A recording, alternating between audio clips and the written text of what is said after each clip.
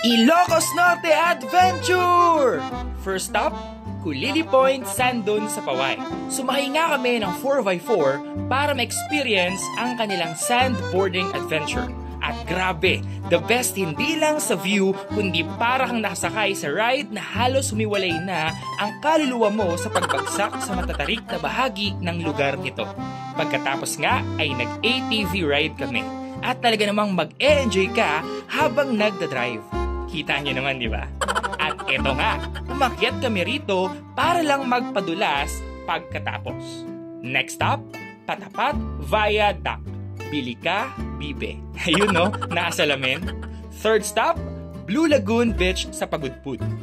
At nilipad nga kami ng hangin mula sa Bangi Windmills, our fourth stop. Fifth stop, Souvenir Shop. Lighthouse, magaan na bahay. St. Augustine Church o mas kilala sa tawag na Paway Church. Suka para sa nangangasim mong sikmura. Welcome to Baluarte Zoo, kung saan hayop ang mga bida.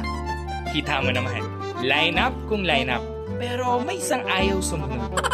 Ito ay itinayo ni Chavit Singson kasama ang mga hayop na kanyang nahuli at napreserba.